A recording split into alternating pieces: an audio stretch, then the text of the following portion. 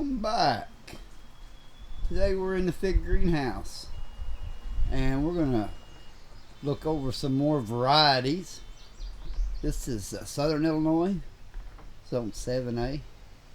My name's Troy. The name of this little project is Fig and Fruit Nursery and Orchard, and we're trying to learn and see what we can do and how varieties do in greenhouses and what might make a commercial variety for people to put in more greenhouses and sell figs. So let's get into it. I'm going to just be adding clips on, and you might see this same introduction a couple different times, but we'll be doing some different varieties. So hope you enjoy the video. Thanks for watching. Oh, good afternoon. It's June 1st, and we're in Southern Illinois in my greenhouse, looking at my fig trees again. Today we're going to start off with this tree right here. This is Smith. It has pretty good fruit set here for the 1st of June. We'll look and show you here where it's been pruned back. From last year, it started from dieback, and you can see the brown wood, the dark wood where it's growed from. And you can also see that there's also figs down in here.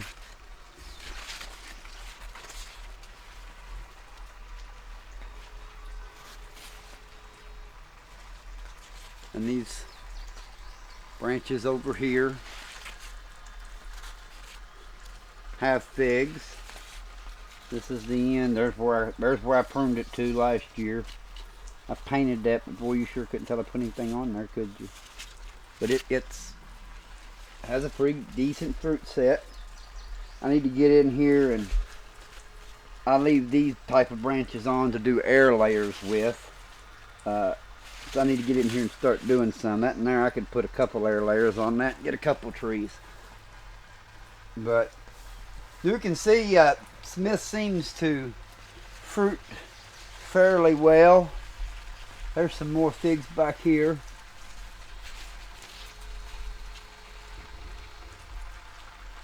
And where it ain't got figs on it, it's putting some double bumps on. You can come around on this side and see even more. This is a top tier fig when it comes to taste. Some coming there. I had to tie that limb up, but it's got figs down to there. Here's a branch to the left. You can see where I cut it off. But it's got figs fairly progressed, big figs for the 1st of June. As you can see, not sure where you might could thin this out a little bit and do a little bit of pruning on some of those inner branches, but a lot of them got figs on them. So kind of makes me not want to do a bunch of thinning. I mean, because you can see here a lot of branches, but look here, you come down here and look way down in here. Look down in there. How do you pick? What do you prune? I mean, it's not like they're in wide open daylight. They got quite a bit of shade, but it fruits really well. Either way, Smith, it loads up. That's good, because I could see this being a pretty popular order for commercial uses, because man, this one's really good. You had a greenhouse full of these to sell as fruit. I had just heard that Smith don't like to be pruned and they don't fruit well, and if you do, or they don't fruit well. This one here, I mean, it's got quite a bit of fruit on it. We're going to do some weighing of fruits this year per tree, just on the ones in ground, to get kind of an idea each year. We're going to start doing that. So, Smith, it seems to fruit well even when you prune it pretty heavily.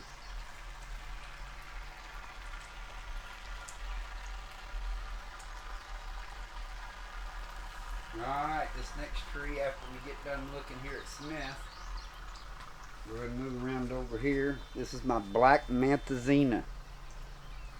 I put it in the ground last summer. And it does have some fruit on it here and there. Not a bunch, but it does have fruit on it. I think, you know, just looking at that Smith definitely is a bigger tree, so yeah, it looks like it has more fruit.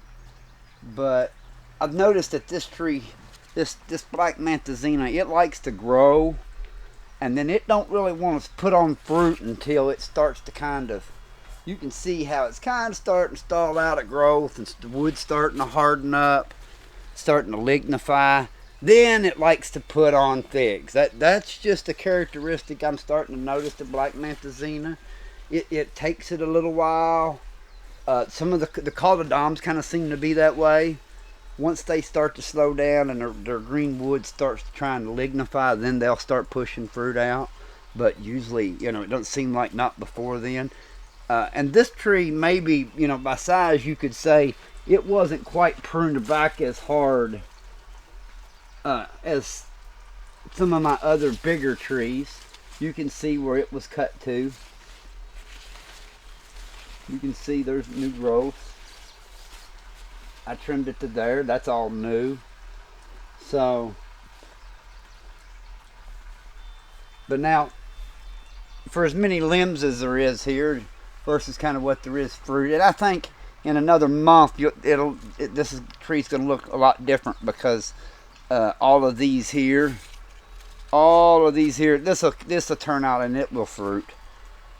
It'll have fruit on it too, and this tree kind of has a longer fruiting season, it seems like, because of that.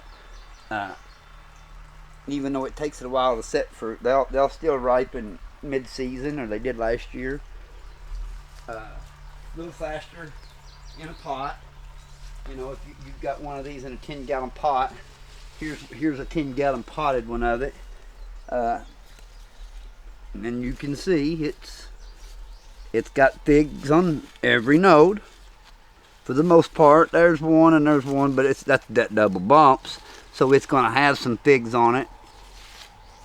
These are seem like they're a little further along because it hardened up a little faster.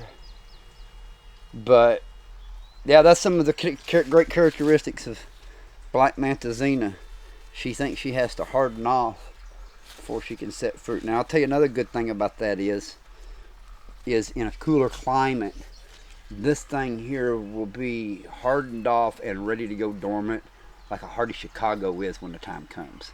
Where, like we were just looking at Smith, you're gonna have to pinch Smith in August to slow it down, because it'll just grow and grow and grow, and that makes a big difference in hardiness. So, because you really got to get these things to quit growing in August. And black manzanita sure seems to do a good job of it on her own, like a hardy Chicago, even though they are no kin at all. They do share a couple similar characteristics. So that's black manzanita. So here's another black manzanita, and you'll notice that it has fairly good fruit set. It didn't grow a lot, but in a potted plant, this is more what you're going to be looking for. I mean, it does have quite a bit of fruit. It's probably ready for an up potting.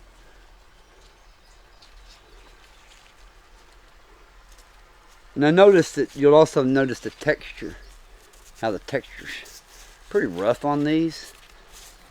I don't have a hardy Chicago variety near to compare them to, but if you've ever noticed, hardy Chicago has a real rough leaf like that too. So I don't know if that's indicative to ones that like to harden off a little bit, start to lignify before they set fruit, because hardy Chicago does that too. I think it's a good trait when looking for cold hardy figs. We're eventually going to try one of these outside on no protection and see how it does. So, like manzanita. Yeah, good afternoon. And we're back in here looking at another tree today. This one here is Sen Wolamy Ron. And I tell you, it has a pretty good fruit set. Now, it's not been trained in the espalier style. This is an end tree. And it just kind of ended up growing this way. And it had such a big base, I really didn't want to prune it back. And since it was an end, I just said, let's do this tree a little different and see how it produces like this. Where if you wanted to keep them in 4-foot boxes, could you just make trees out of them? As you've seen in a previous video, I had a hardy Chicago tree that was in a box outside that growed like this, and it puts on like 380 or so fruit a year. I tell you, I'd be happy with 380 Sen Wolamy Rons every year. I wouldn't complain a lick. So I just thought I would kind of do it like this, get a comparison, and I realize I don't have another in the ground to compare it to, but I wanted to just see how this style of tree grows and how well it would fruit. And I may try some others this way later on. We'll see. But this is Sen Wolamy Ron, like I said before. You can see that it has fruit all over it. No two ways about it. All different at all different stages. Some are bigger, some are smaller. And this is a little bit later fig, but I got several figs off this tree last year, and it had to grow from dieback, so it's easily going to be mid-September. This thing will start ripening figs, I would say, without a problem. And it may be a little earlier than that this year. Last year it was around the 1st of October when it started ripening figs. So if it's mid-September, that's just 2 weeks earlier. It'd be great, because it's a great tasting fig still at that point. And the cooler nights didn't seem to make it split in ground. So, Sen Wolamy Ron.